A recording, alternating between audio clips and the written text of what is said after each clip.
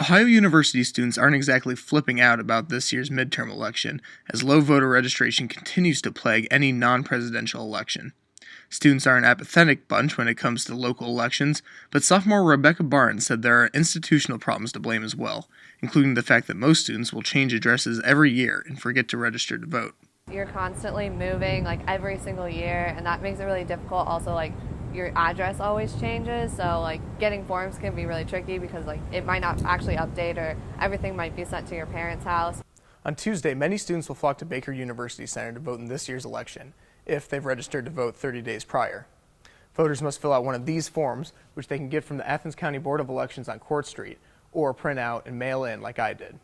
Other students may wish to vote in the county of their parents' permanent residence, which they can do by registering to vote in their parents' county and mailing in an absentee ballot form.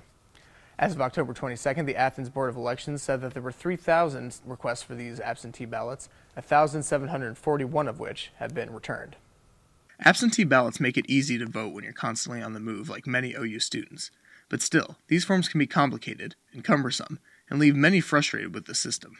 My mom actually brought the forms for absentee voting to Athens, and I started filling them out, but it was too complicated and I didn't want to finish, so I did not finish filling out the forms. This election season in particular is seeing low numbers of engagement from students. Junior Sophie Cruz said she registered for the more important presidential election back in 2012, but since then has failed to stay engaged.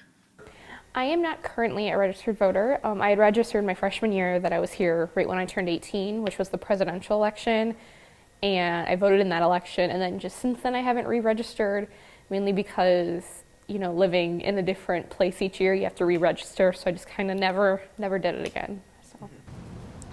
Whether it's work or play, students seem uninterested in the midterm voting process. From WOUB News in Athens, I'm William Hoffman.